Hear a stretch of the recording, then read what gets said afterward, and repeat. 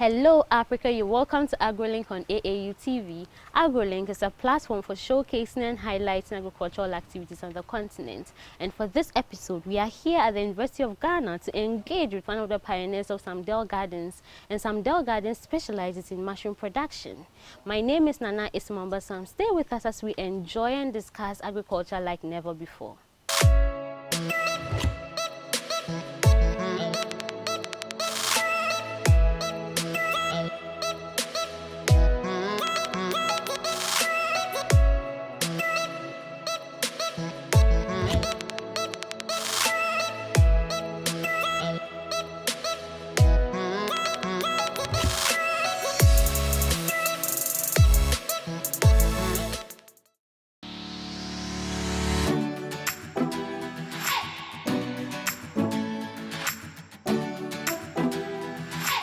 Welcome back from the break. If you just tuned in, this is AgroLink on AAU TV, and AgroLink is a platform for showcasing and highlighting cultural activities on the continent. You can join this discussion on social media handles at Association of African Universities on Facebook and YouTube, and on our dedicated website at cv.aau.org.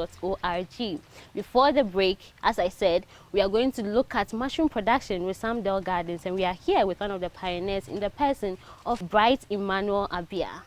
You're welcome to AgroLink. Thank you very much. Okay. So, Bryce, can you give us a brief history behind Samdel Gardens? Yes, thank you very much. Samdel Gardens, I would say, is an innovation by students in the School of AgroLink.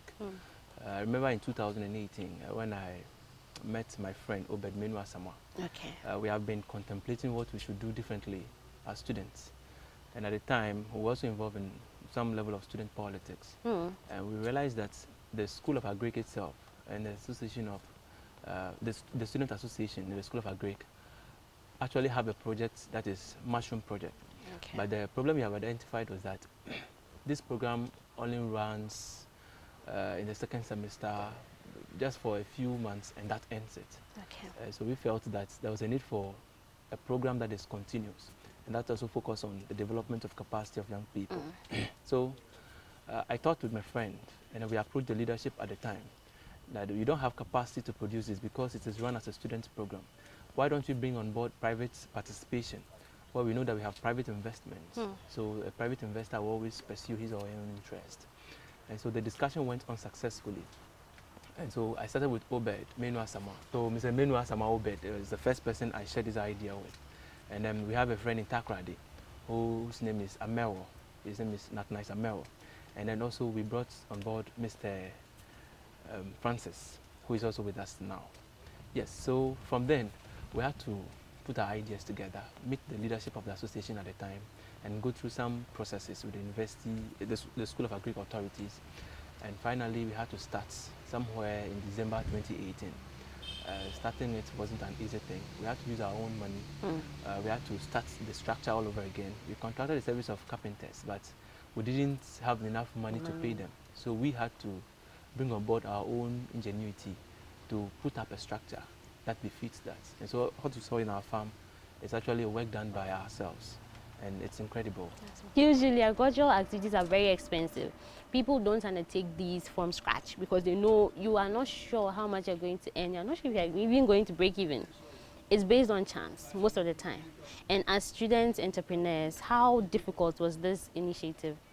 Yes, as I said earlier, we as students at the time, 2018, yes, were contemplating on what to do differently. And when the idea came, we think that there's an opportunity. All we needed to do was to put together our own money. At the time, I wouldn't say we had any fair understanding of the mushroom market. What we knew was that it was a project the association was running. That's all. That was our only interest at the time. It was when we started that we decided to learn. So we actually put our own money together. We didn't get any investment from anywhere. We came up with our own budget and said, okay, this is how much you can afford. And luckily for us, when we started, we saw that mushroom is one thing that you can make money easily to run, and that's how come. So we started with our own money. It's difficult, we didn't know what the future would look like, but we only had brighter dreams that if we start this, it's going to work this way. And I can say that it's working for us now. Okay. So you just mentioned that you had no experience in mushroom We production. had no Yes. experience. So did you have a guide or a mentor, someone to guide you through the process in terms of Exactly. learning the what to do in terms of mushroom production, and who and how beneficial has this been? Was it cheap? Was it expensive? You have to pay for it, Okay. or it was because you're part of the university community, it was very easy to have access to this information? Okay, so when we came up with the idea that we are going in production, we started asking questions. So we have heard of people who are already into the game. Exactly. So we're linked to some other producers, and we got in touch with one Mr. Michael Okay. of Accra Groceries. At the time, he was at Accra Groceries. They also produce mushrooms. Mm. He took us through the process. We visited him about 4 times.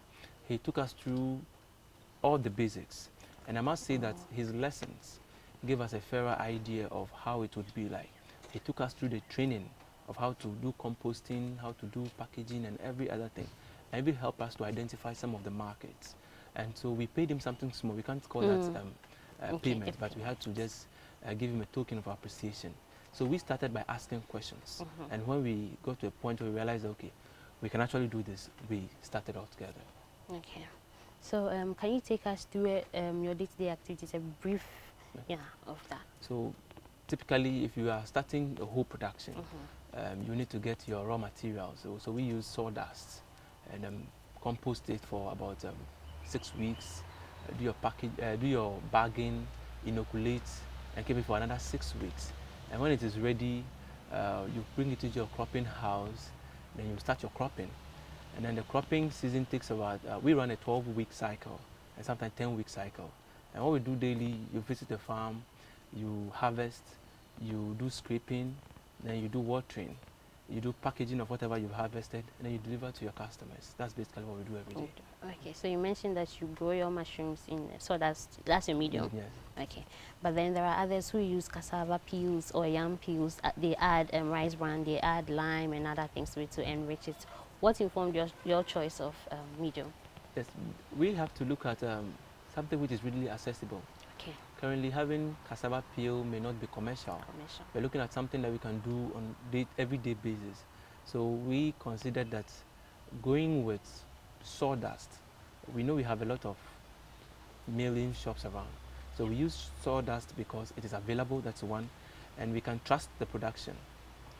Cassava peels will not give us the quantum we want per day, and it runs out quickly. And I don't know how much cassava we have to buy, but sawdust is readily available. It is cheaper, and that is how come we went to. And that's what our early day advisors took us through. Okay. Yes, sir. So what are some of the conditions? You know, let's say when you're growing plantain, there are some conditions you have to undertake to ensure that you achieve the maximum yield. So taking into consideration land, is there a particular, or even the position of the land, is there a particular thought that should go into that? Or anywhere, mushroom production can be done anywhere, anyhow, anywhere? All right, growing up, I watched my grandfather a few times produce mushrooms in the village. Okay. And at the time, we had to wait till the rainy season came in, and we saw mushroom coming out naturally. But in this case, if we want to supply mushroom to a certain market on regular basis, we can't wait for the rains. And as agricultural students, we have also identified that farming can be done anywhere now, irrespective of land. So we have been able to identify that unique opportunity. But we felt that there are some structures in the School of Agriculture which are not being used at the time. So what we did was that you go for what we call the composting. You compost them in a plastic bag. Then you have a very cool place, which is a room. Most people thought you have to do it on the land. No, we just keep it in a room where we don't even need the soil at all. We don't care about the strength of the soil. All we care about is the strength of our composting material, and that is all we needed. And so we don't depend on weather, but the conditions for growing mushroom and running a successful mushroom business, temperature is a very, very important factor. Starting this business, we didn't think it was that big, but when we began, our first challenge was the temperature, where you have to say, okay, climate change is having a big issue. So I think that the first thing is temperature. That's the most important thing in mushroom production. If you really want to produce mushroom, the condition we have to look at is a temperature. Then you also have to look at the market. It's another condition. Ghana is not really, most of our people are aware of the button mushroom. That's a traditional one, the one which is like a canopy. That's what our people know. They don't know anything about, most people don't know about oyster mushrooms. So getting into the market was one of the conditions we had to look at.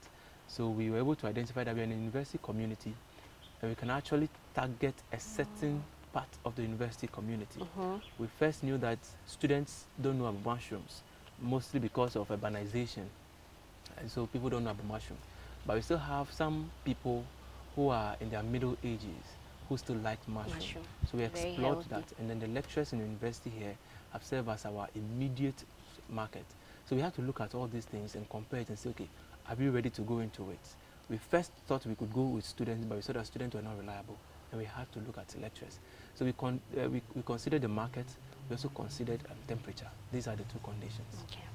So you said you considered the market. Yes. How profitable has this venture been so far? Have you been able to break even? You invested a lot from what you said earlier. Have you been able to break even or even make profits out of this venture? I must first of all state that mushroom is a very risky business. How so? Very risky. I hear many people say there is no job. That's one. Yes. And agric may or may not be profitable.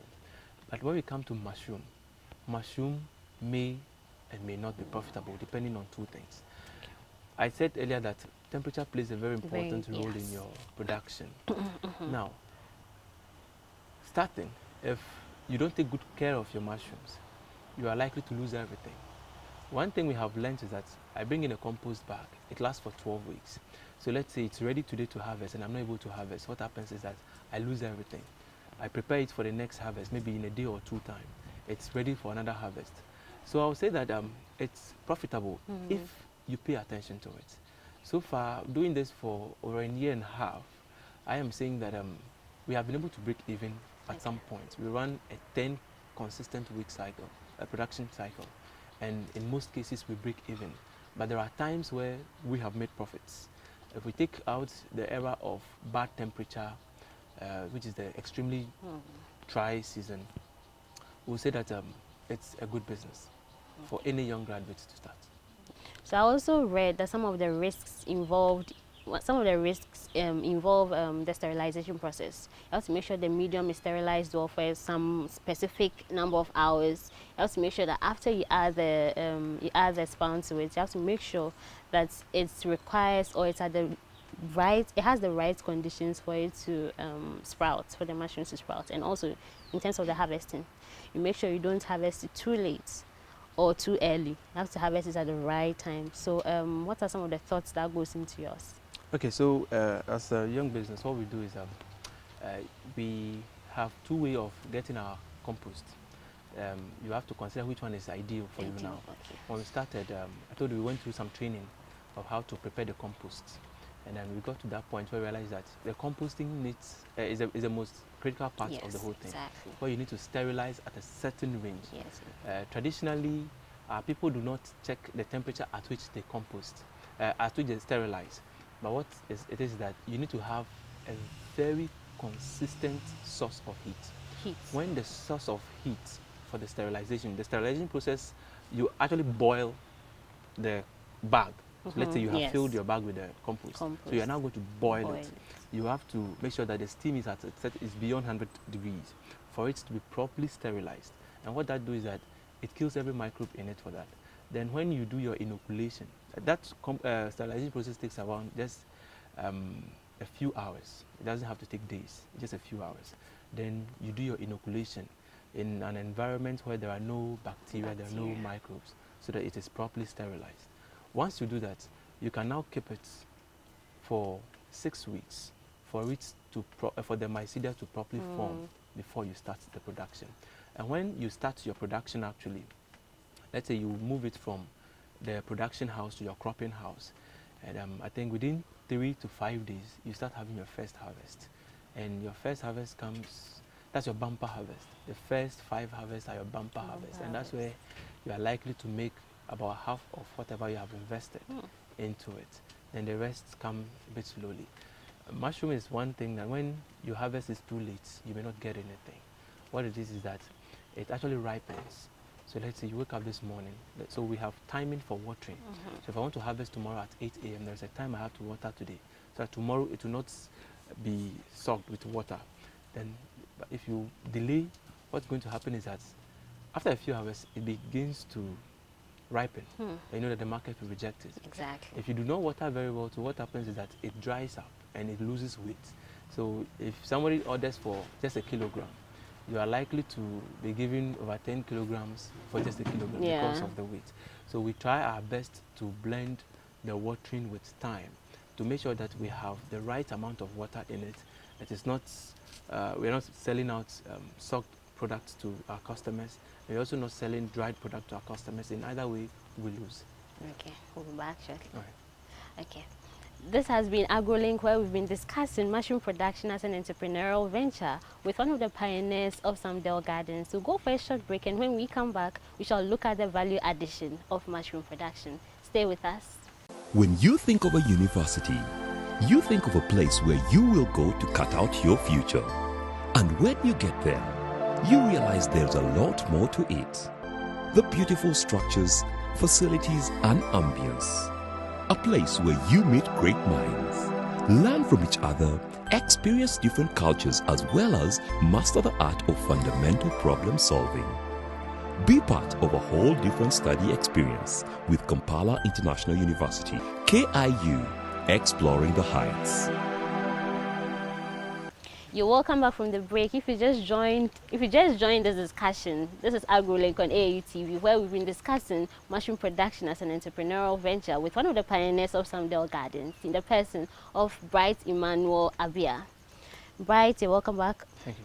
Okay, so you mentioned earlier that there are instances where you can harvest more than what your market can take, and you don't have to also wait on the harvesting because it can ripen. So is there any initiative where you add value to your mushrooms, or is there any thoughts of doing that? Yes, when we started, as I stated, we are just students. Yes. Who are a bit curious, who want to do some things differently. Let's change the world. What we do currently is that we are able to dry. We've seen that the market, there's a huge demand for dried mushroom on the market, but the cost of producing dried mushroom is really high, because if you actually dry 10 kilograms of mushroom, after drying you get barely about 3 kilograms, which... And with the drying, is it in the open, or there are some... Yes, there are technologies for drying, where you can dry in a very safe place, but currently we are unable to afford those systems. Exactly. So what we do now is we either do the open air drying, or we dry under roof, depending on the nature of the weather. That's basically what we do to add value. And I must say that the cost of drying is very high. So when you sell the dried product, it's much higher than the fresh one. That's one. And we're also considering going into selling powdered mushroom. We've seen that people are a bit skeptical about sticking mushroom, the fresh one, because they attribute a number of things to it. It looks a certain way. That's for the younger generation. But people would prefer a powdered mushroom where they can add to any of their meals. Exactly. And they can derive the right nutrient from that, those who cannot chew it. Yeah, so those are the things we are considering. All of these things come at a certain cost. And we're also trying to go into what we call fruit juice production. These are our long-term goals. Due to technology, people are producing fruit juice from mushrooms. From mushrooms? And it's really working. We spoke to a woman last year who is into this, and it's really working. And there are people who are producing pastries from mushrooms. So the market for mushroom is big. New products are coming on the scene daily. And at our level now, all we do is we sell fresh and dried mushrooms. But the prospects are great, and we hope to venture into other aspects of the production. So let me take you back to the medium. Okay. You know, it's not every tree or every sawdust that can be used as a medium. Some have higher value compared to others. So which sawdust do you actually prefer for mushroom production? Okay, so when you go to the milling shops, we have what we call the hardwood and the softwood. If you use a hardwood for your composting, it's going to take a very long time for it to decompose. So we don't use the hardwood. We actually use the softwood. So it's based on the decomposition? Yes, the decomposition. So we use the softwood for it to be able to decompose early, and then you can go into your production. But if you use the hardwood, it will take longer than that. Okay, all right. So there are instances where, so let's say you produce mushrooms, let's say all year round. Yes. So it means you have a lot of mediums to dispose of Yes. all the time. So how is there any recycling involved in this, or you just throw them away as and when you're done with them? Okay. Let me also take you back to one Okay. thing. When we're conceiving this idea, we have been able to identify that mushroom is more or less a zero waste product, where I can produce my mushroom, and then after I have gotten whatever I want, the leftover, I can use it for other purposes, such as production of vegetables. As we said earlier, one of our goals is to go into long-term production of vegetables. And so what we'll do is that currently, when we are done with our production, we collect the waste for some of our friends who are currently into vegetable production, who come for them for their production, because we are not ready yet to go into production. We just started vegetable production at a certain site recently. Yeah, so that's currently what we do. So we are encouraging a zero waste production, and we know that in the near future, when we start our production on a large scale, what's going to happen is that you are likely to see our mushroom farm and our vegetable farm on the same land, where so right from the you just exactly that's that. perfect. Yes. Okay, so just like any other agricultural field, agriculture is not an easy venture. Yeah. It requires lots of dedication. There are times I'm sure you cry because you are not getting as much as you want. The sweat involved. Yeah. That's some of the other challenges that you face since you started this initiative. One of the challenges is the response of the market sometimes. I must say that we time our production, but there are times you are actually planning that, okay, I'm going to harvest this on Monday, and by Sunday it's ready for harvest. I'm like, oh my God, what am I going to do with this? I must say that our customers are on campus and off campus.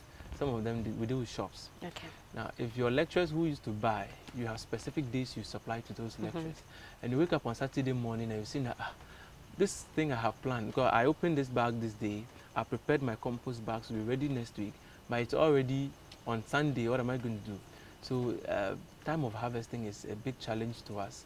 And another challenge to us is the market, I must say. Currently, we don't have a broader program on mushroom.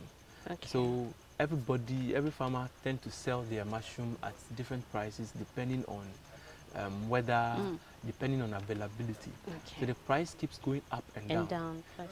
Getting the compost bags to buy, if you don't want to go into production, is another thing. The price keeps rising.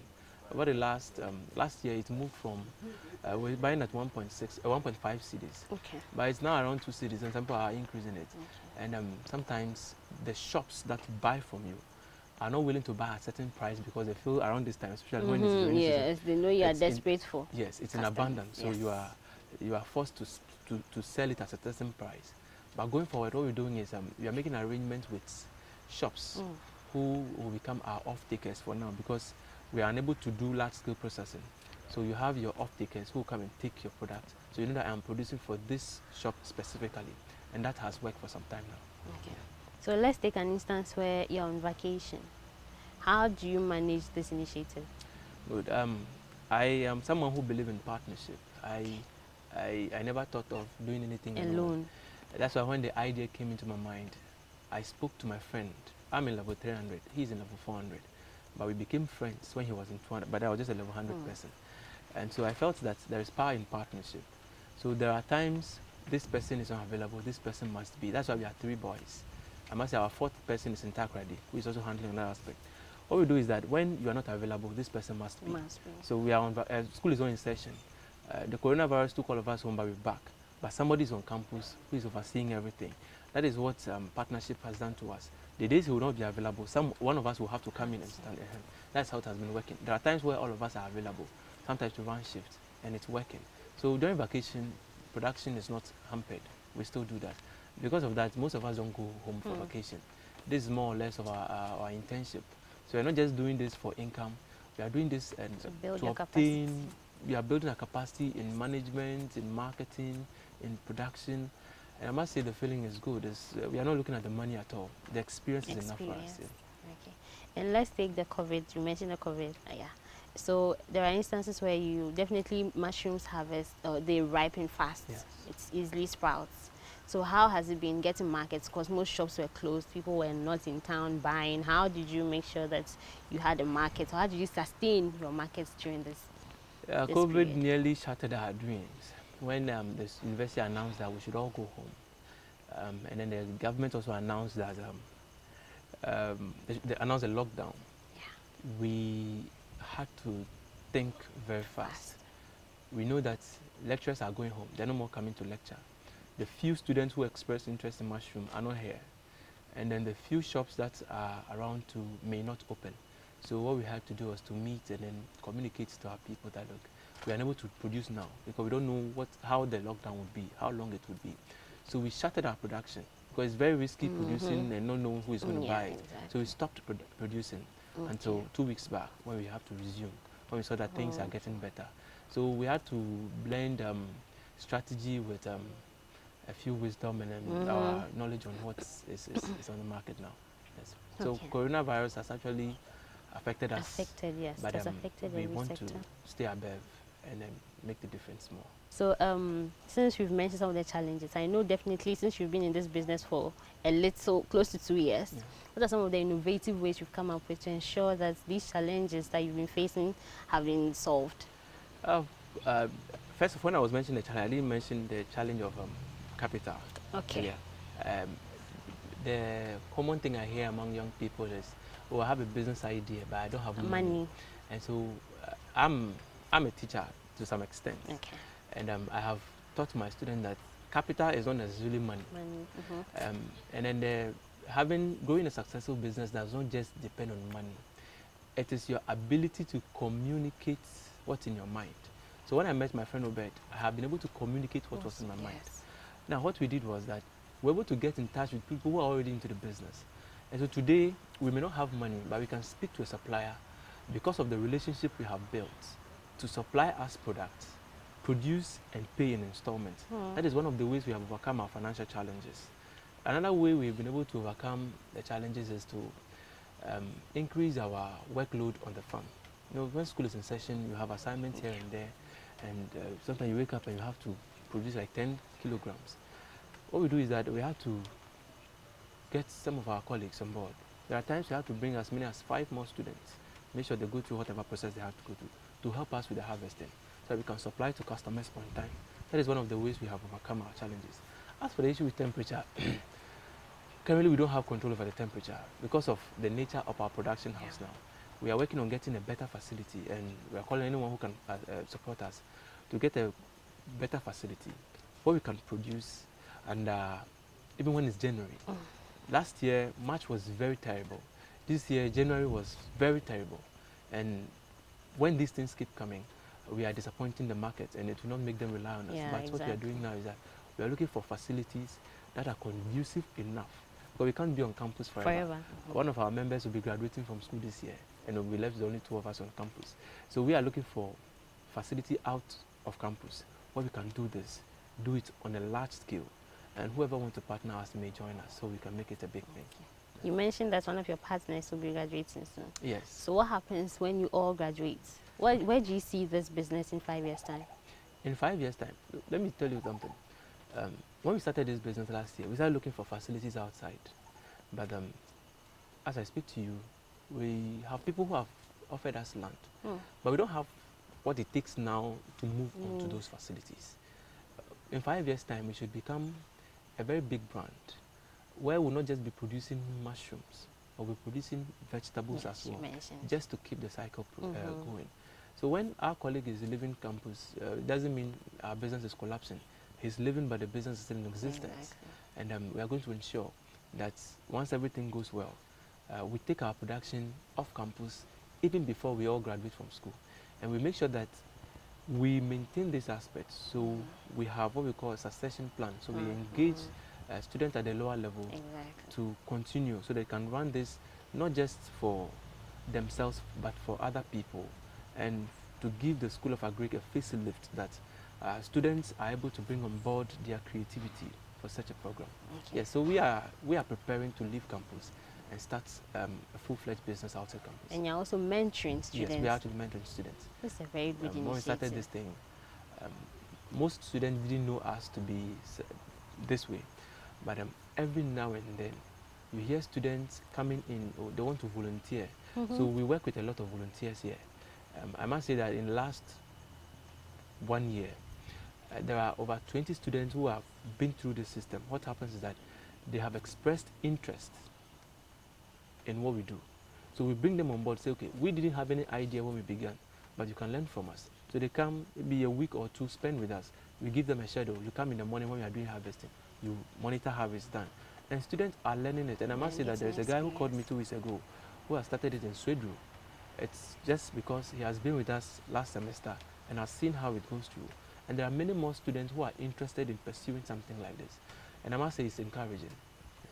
Okay, so you are doing a lot, not just for yourself, but for the university community as a whole.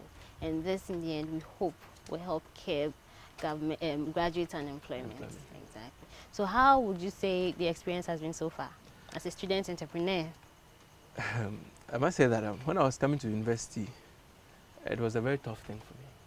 I spent about 4 years at home doing other things before I came to university.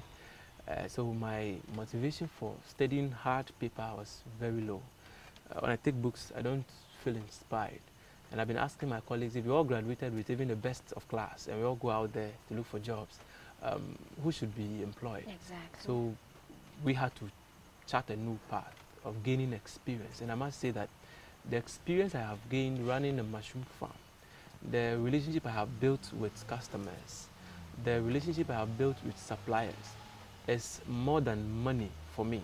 Where I know that after school, I have something I can fall onto. So some of us are not really thinking of jobs after school. What we are doing is to gain more experience even before we leave here. So right when we leave here, we already have a market to feed into. We already have some suppliers to deal with. And we can, that is enough capital for us. And so whenever I think of that, that is enough fulfillment for me. As for the rest, the fantasy is there. People see, oh, you are into business, but that is not what we actually think about.